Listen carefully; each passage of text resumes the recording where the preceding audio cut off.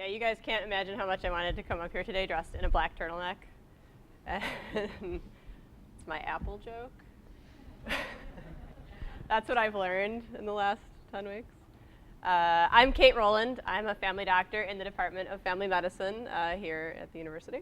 And I'm thrilled to be here to talk to you about priority updates from the research literature, or PURLs, the mobile app.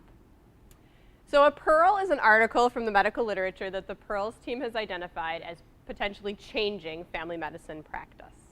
And the PURLs app then pushes this practice-changing medical literature in palatable, digestible pieces to busy practicing family physicians.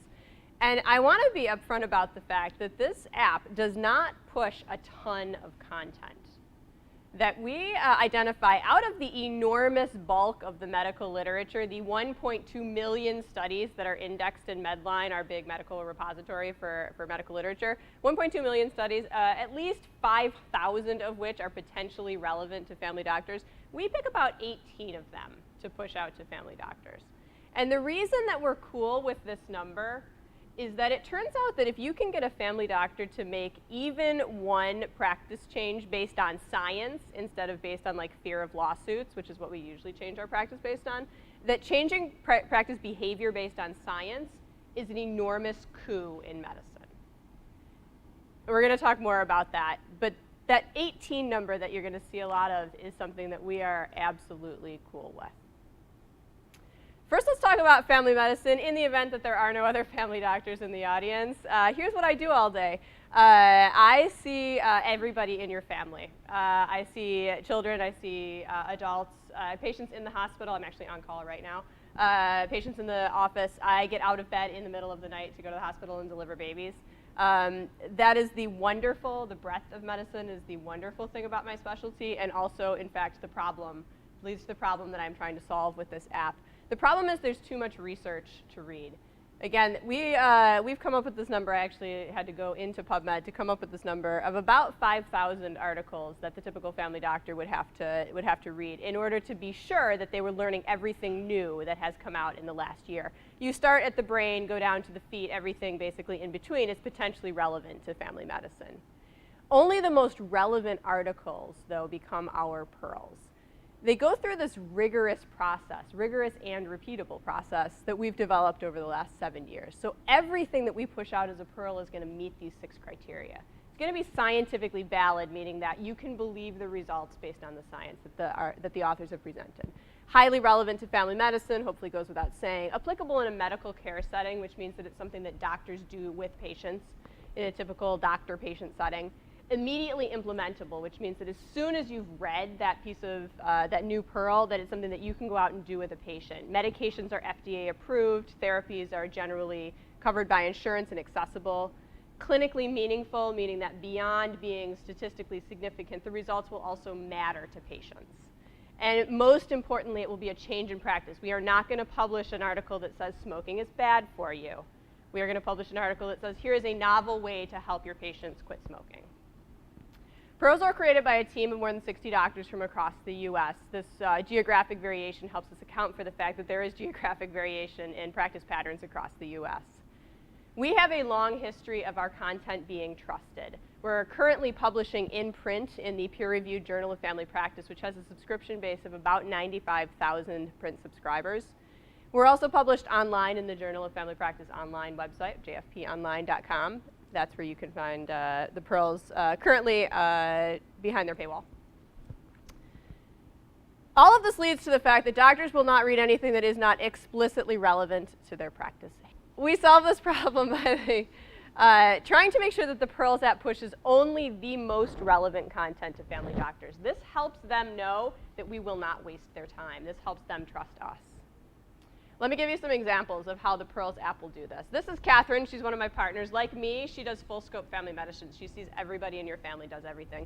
All of her buttons on her PURLs app, when she's setting it up for the first time, she's going to leave them all on. She needs to read everything that we put out every year. This is Dave. He's another family doctor. His scope of practice is slightly more limited. He no longer sees inpatients or does OB, and so he's going to adjust his settings accordingly. This is Ryan. He's another family doctor. He is a hospitalist, And so he only sees grown-ups in the hospital, and he will adjust his settings accordingly. He's going to receive fewer articles than anybody else. He doesn't need to know about the latest updates in OB. We are not going to send them to him. It's okay if he doesn't read them. Doctors, it is a fact, hate to have their time wasted. This is actually true of everybody. It's just that doctors are particularly loud about it. The average family doctor sees 25 to 30 patients in a day. We are busy taking care of you and your medical problems instead of reading that average of 14 medical articles per day.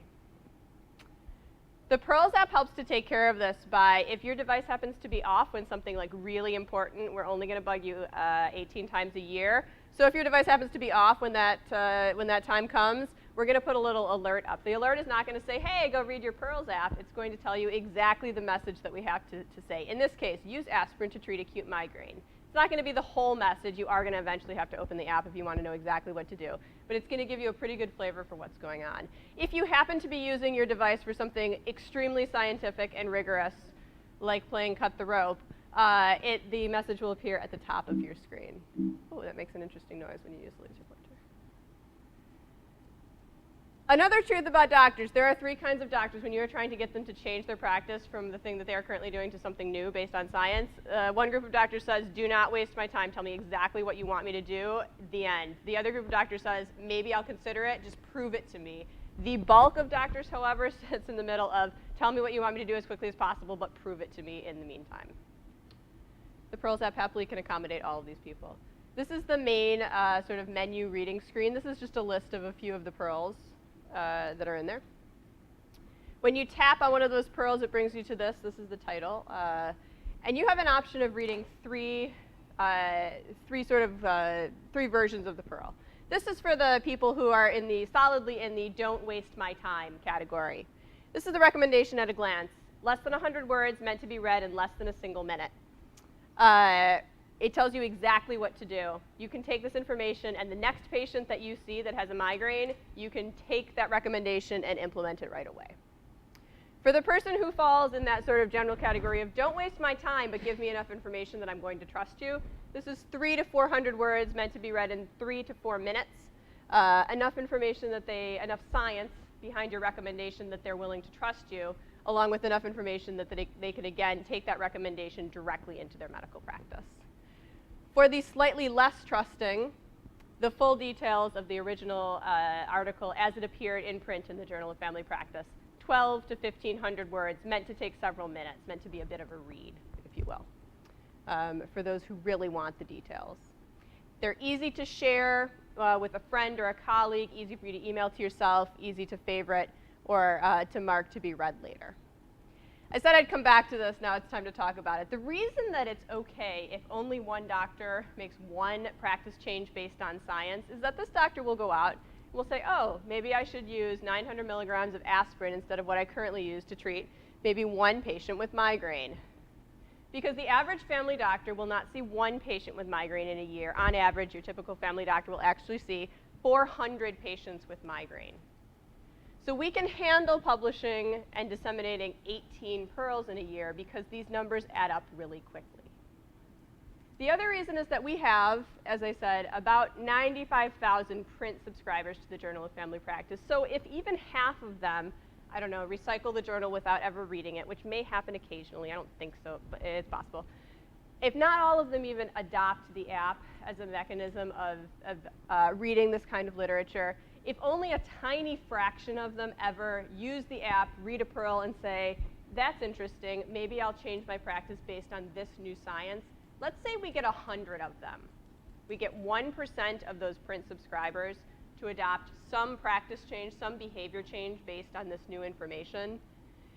You've got 100 family doctors, and if each of them find 100 patients who are afflicted by the extremely common conditions that we cover in PURLs, things like sexually transmitted infections, screening, not even the infections, just looking for them, migraines, intermittent claudication, lice. 100 doctors, each treating 100 patients, and all of a sudden that's 10,000 patients affected by behavior change that come out of PURLs. It adds up really quick. The future of the PURLs app, we envision pilot testing via the Family Physicians Inquiries Network, which is the consortium that houses PURLs, ultimately dissemination via the JFP subscription base and as an FPIN membership benefit. PURLs is the app for the busy family doctor, and I appreciate your time as these doctors use their smartphones, surely to access the app.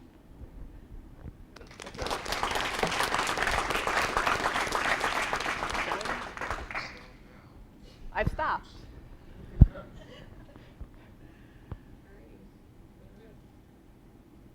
I have a couple questions about Sure. audience. The first is just if you could say, okay, I guess I can use this. If you could say a little bit more about how likely you think doctors would be to adopt the app. I mean, it seems very easy to use.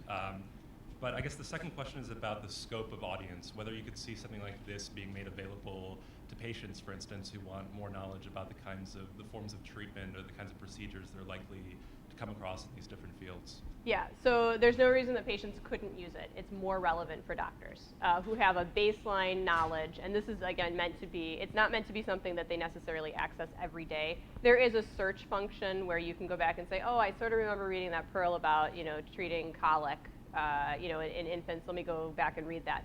But it's not meant to be like the place that you go when you just want to look something up. It's meant to be, this is something new in medicine, and here you should stop what you're doing and read it.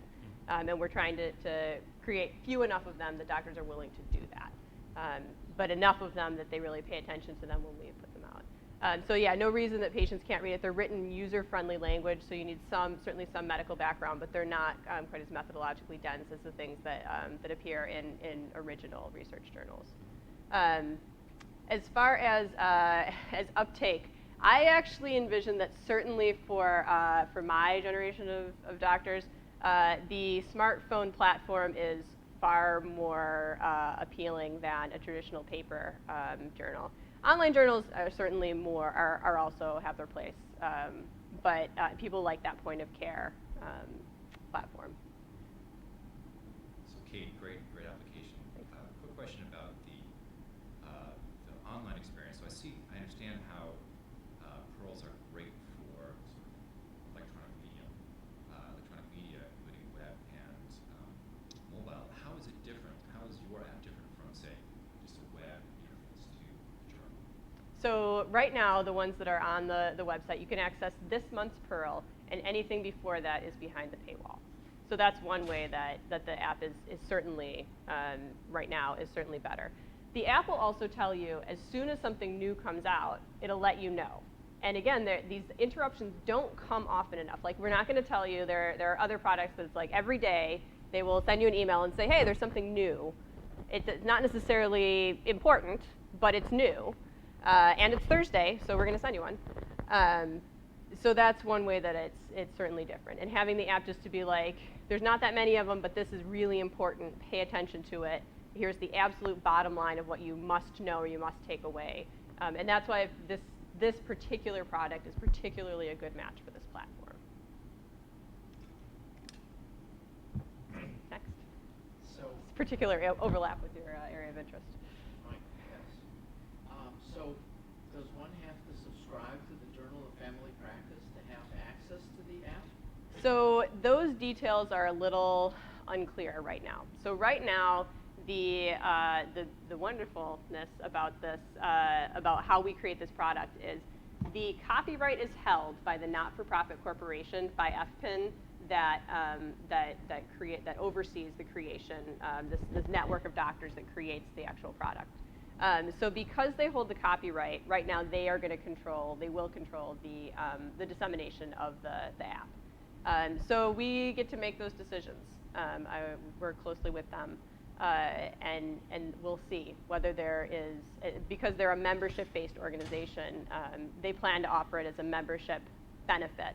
And the question is still up in the air whether it's going to be something that'll be offered also to subscribers of the journal. So, may I ask a follow-on? Of course.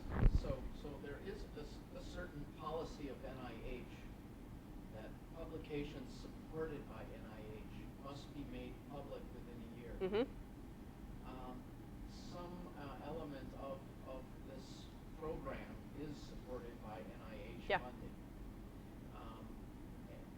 How will you reconcile the required availability and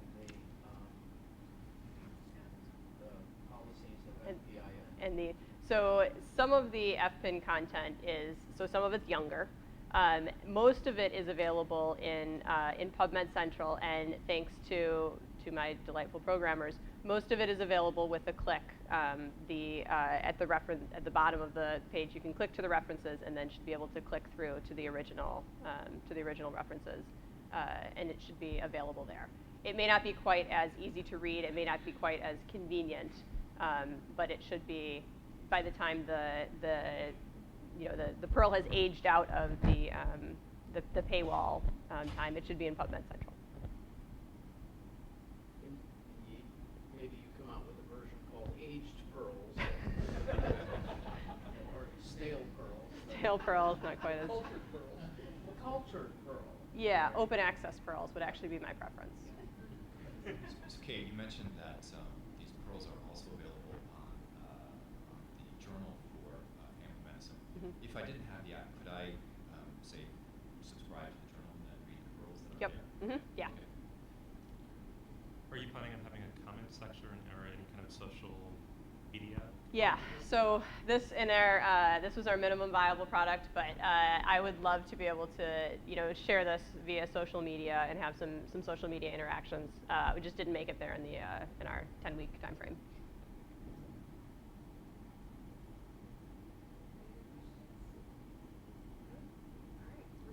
All right. Thanks, everybody.